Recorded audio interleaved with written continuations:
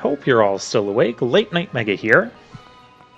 And we are leaving off at Route 3, where last time we caught a Trubbish.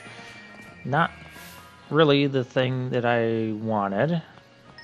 I've never been too big into Poison as a type. I mean, Poison... For the longest time, Poison was only effective against Grass type, as far as the offensive Poison attacks go. And Poison could resist Fighting, so that was a nice resistance. Poison resists Fighting, Grass, and Poison. I think that's it.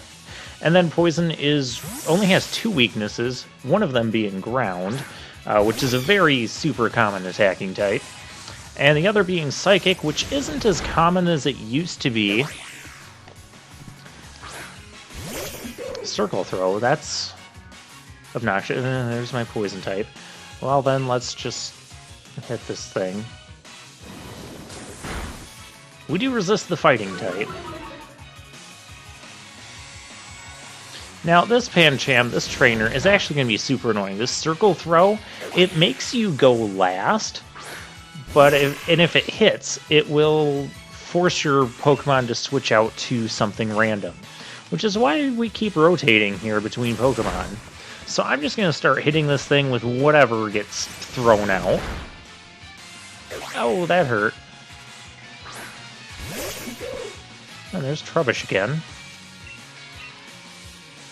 This is a very obnoxious tactic.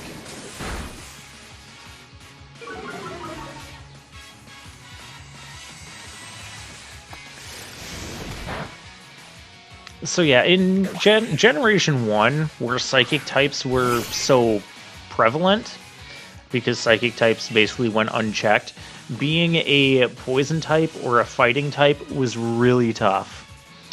Some Poison types, you know, with their abilities, like a Poison type, pure Poison type with Levitate, ends up being only weak to Psychic. And yeah, so they're okay defensively.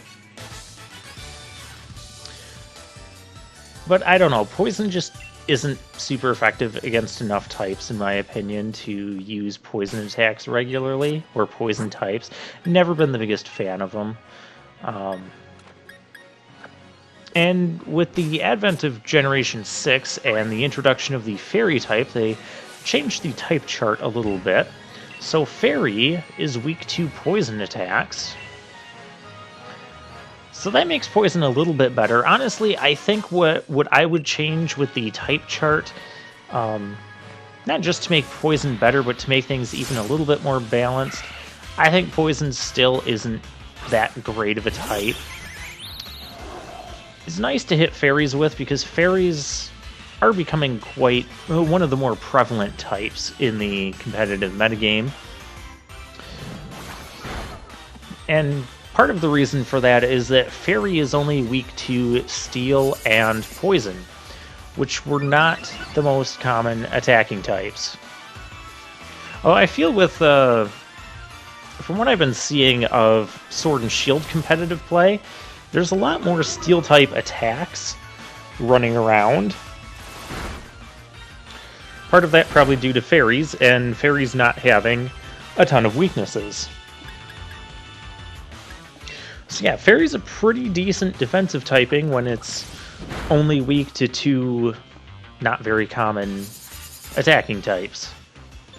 Although, as such, what ended up happening is those two not-so-common attacking types suddenly became more common and more in demand as Fairy-type usage grew in the metagame. But anyways, back to what I was saying. To fix Poison, I would make Poison attacks be super effective against Water as well. Water, in my opinion, is another type that they tend to be... they call them bulky waters for a reason. There are so many water types and so many just bulky water types. And when water by itself is only weak to grass and electric, it doesn't give a lot of options for taking on water types. I would like to see it be weak to poison as well. And I think that would help balance not just water types from being too strong, because there are a ton of strong water types. And I'm going to try out this camping thing and just mess around here a little bit. We have a toy. It's a bell.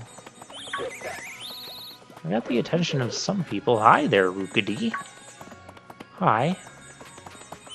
Oh, you just smacked me. Okay, I guess you don't like it. Here, have a Pokeball. It's a bouncy Pokeball. Hey, give me that. Give me that back. I don't want to upset the Rookidee again. Let's see, I could do cooking, or I can take down the tent. Cooking tutorials. I can make curry. I really don't care about this. We're not going to do that. Yeah, we're done camping. And I gained experience. Rookidee got experience for that. Very little, but I mean, it's something. I don't know how to explain that. That's just what happened.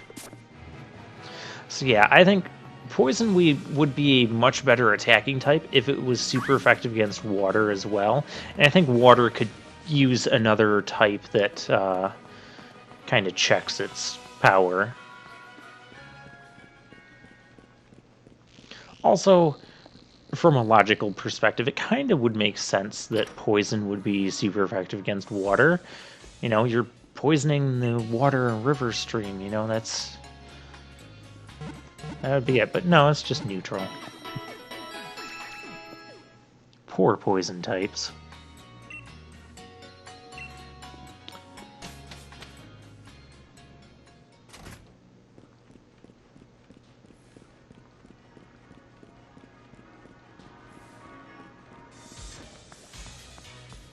Alright, let's head back to Route 3. Wanted to heal up.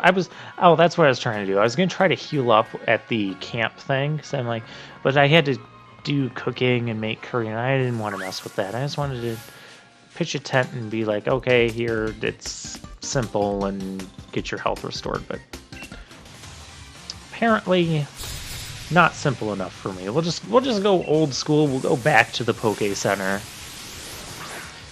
Here's Marvin with his Badoo.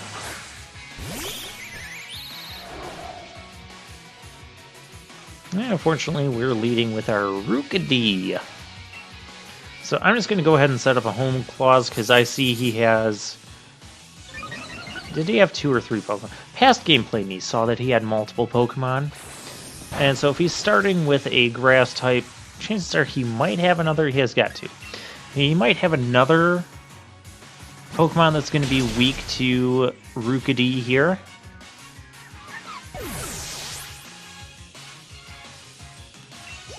We'll see if that theory holds true. Gossifleur. Yes, this thing we determined is a pure grass type. It is not half fairy, it's just grass. And so my instincts were right. However, we do not have enough power to one-shot that thing yet, even after a Hone Claws boost. Oh, Rapid Spin. That's one of the things that changed in this, in Sword and Shield. Rapid Spin will now boost your speed, in addition to everything else it does. Rapid Spin is mainly a competitive move. It will remove hazards from your side of the field. So spikes, toxic spikes, stealth rocks, sticky web, all that sort of nasty stuff. Rapid Spin will get rid of it. You'll do a light amount of damage. It is a normal type move. And now in addition to doing all of that, it will raise your speed by 1 stage. So that's a neat little buff for it, for having to compensate for using such a weak move to get rid of hazards. But those hazards can really stack up and really become an issue. Kind of like this Gossifleur trying to put me to sleep. That would be an issue. We can't have that.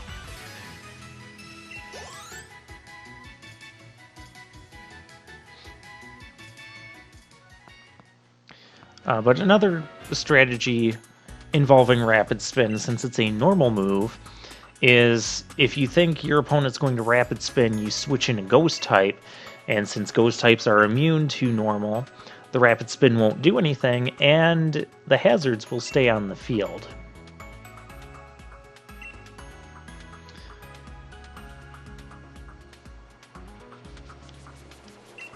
Oh, okay. That's owned by Chairman Rose.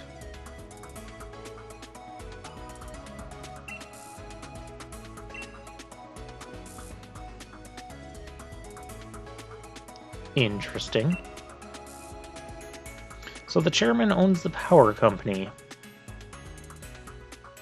So he's the chairman of the company then. He's not like the chairman of the region itself, like a governor or something. Again with a chin wag.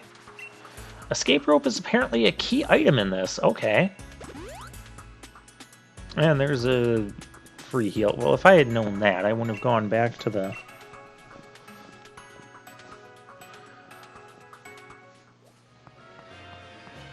So, escape rope, I'm sure someone is going to... Ooh. A revive. Okay, that item only exists to give me money. Because this is a Nuzlocke. I'm sure someone is going to complain about escape rope becoming a key item that you can just use infinitely. Because that is what it is now. Ooh, a roly-coly. Oh, I think I know what this is. This is the rock fire type. So it's going to be super weak to water.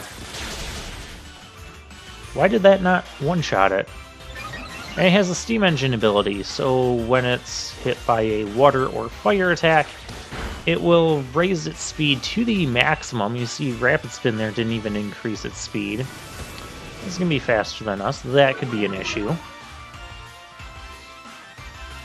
Yeah, this thing will eventually evolve into Colossal. Neat, interesting fire rock Pokemon there. I'm interested to try it out at some point in competitive, see how well it does. I'm the type that likes to try out a big variety of Pokemon, but I have issues trying to get them all and breed them and train them and raise them up and all that.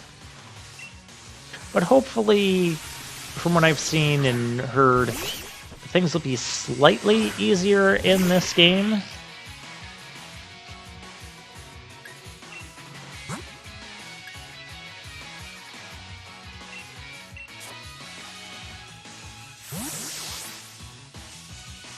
And what were we talking about before all that? What was it? Well, let's just settle the score here with Score Bunny. Yeah, I'll start paying attention to what's going on screen again.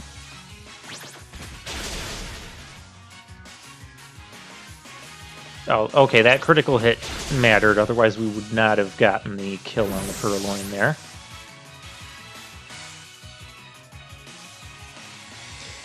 And that's also one thing I like about Nuzlocke as well.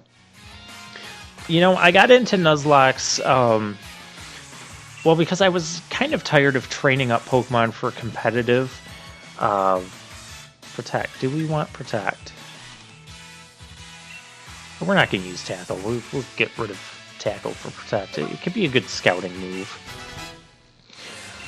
So I kind of got tired of, okay, I want to try out this Pokemon with this moveset and this EV spread.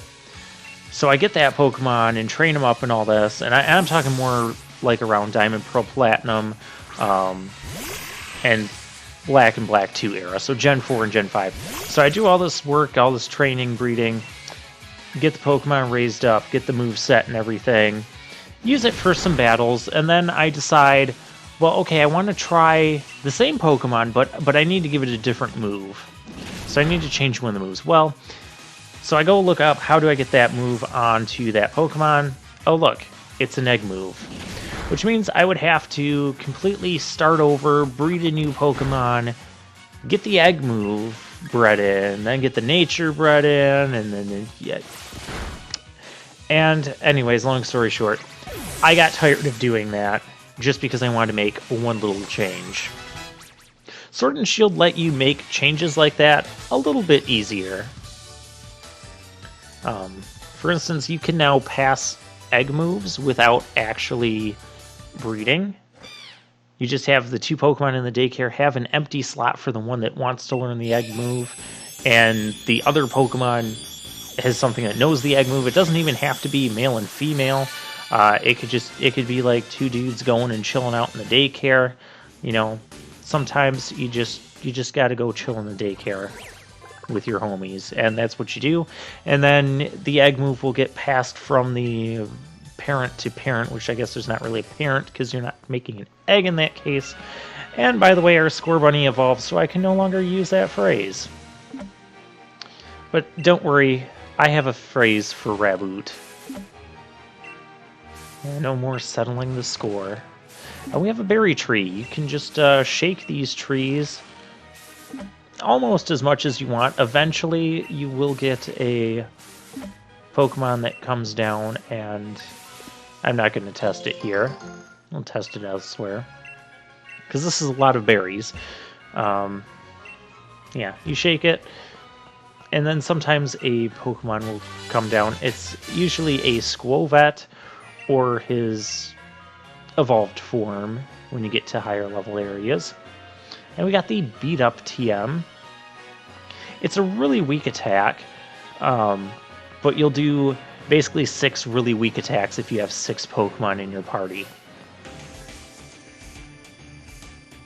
Oh shoot, I carry Letters and Victory. How do you carry Victory?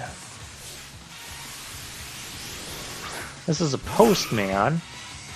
I was expecting him to be more like a police officer, and police officers, at least in past games, were known more for carrying fire types, such as Growlithe. So that's why I had Choodle in the lead here. Present is kind of a weird move.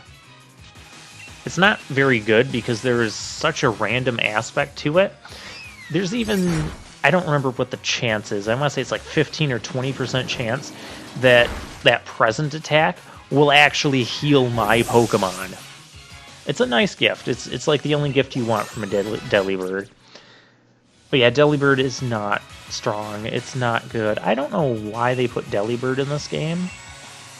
Maybe so that we have an Ice and Flying type mixture? I don't know. There's some type combinations we don't have in this game that I'm kind of wishing we did have, but it is what it is. We got new type combinations that I get to toy around with, or type combinations that were like exclusive to Uber Legendary, so you couldn't really use them in competitive formats outside of like in Uber's tier. And I'm talking about Pokemon like Duraludon, who's a Steel Dragon. The only other Steel Dragon type we've had was Dialga. And we have a Ghost Dragon in this game as well, Dragapult. And previously, you'd have to have Giratina for that role. So it's cool that we have those type combinations on Pokemon that aren't Uber Legendaries. I like that. I've been waiting for that a long time. Like I said, a lot of the new Pokemon, they've got me pretty excited for this game. We can check out someone else's camp. We don't get to battle any of these Pokemon. We can... Oh, we just yell at them to stop fighting. We can whistle. We can throw the same 2 toys. Oh, hey there. Does someone want to play with that? No, no one wants to play with that.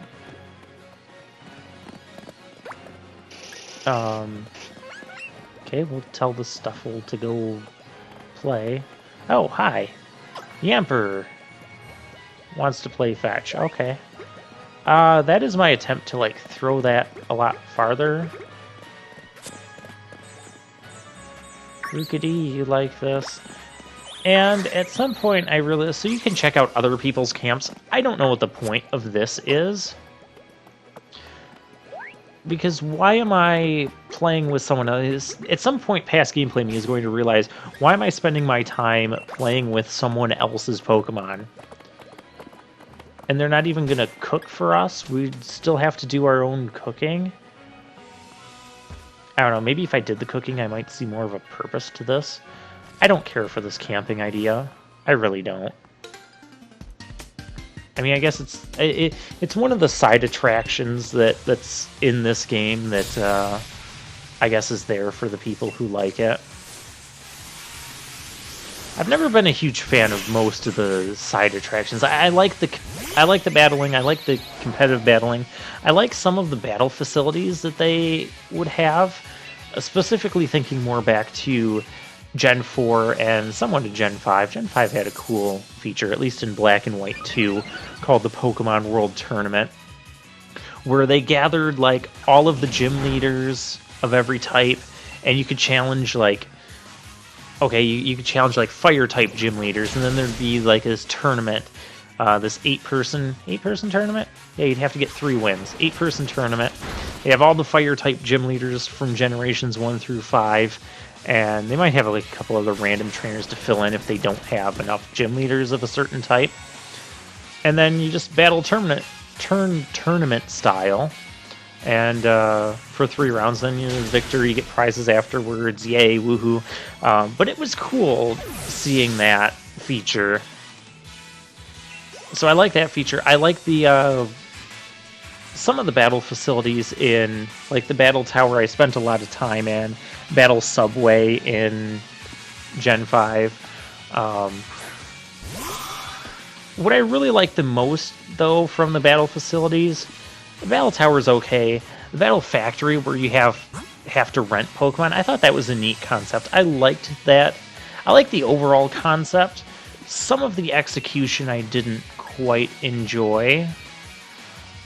That's because you would get like really strong Pokemon with like really good stats, stat spread or EV spread, IVs, or whatever, and good move pool. But only if you continuously rent. Like after each battle, you'd have 7 battles in a row. You rent a team of 3, and then after each battle, you can swap one of your Pokemon with one of your opponents that you just beat. And in order to be after the 7 battles, and you go back and then you'd rent a fresh team from start, you get to pick 3 from 6. And if you made enough rental swaps, aka do a rental swap every single battle, then you would get a super strong or a stronger Pokemon available to you. The issue I had with that execution is that it's set up so that you always want to be doing the rental swaps, but if I found a great team of 3 that I liked, I would end up getting, and I kept that and I didn't swap any of them, either because there was nothing better, or I had a good team and I didn't want to change it, and then risk losing to something because I had to swap one of my Pokemon for a weaker Pokemon that I didn't really want or didn't really fit the team I had.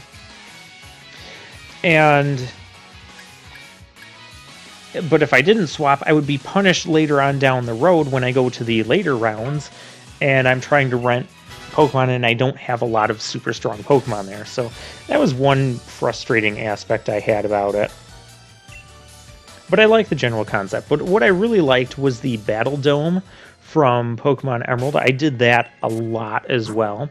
And so what you did at the Battle Dome, you took in a team of 3 Pokemon, and you would get to see your opponent's team of 3. It was a tournament style, again, just like... although I think this tournament style had 4 rounds instead of 3. I think that's how it worked.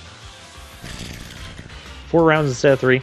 And you would see your opponent's team, they'd see your team, and you'd pick 2 of your 3 Pokemon to bring into battle.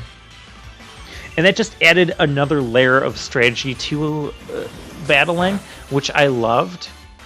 Okay, before we hit this thing with a water attack, we're going to lower its special defense.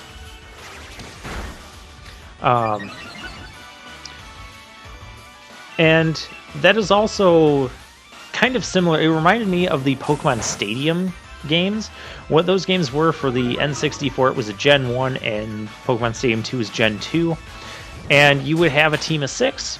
You'd see your opponent's team of 6, and you'd pick 3 of your Pokemon to bring into battle. They pick 3 of theirs to bring into battle. And it just adds another layer of strategy on top of it. Because it's not like, okay, we each have our team of 6.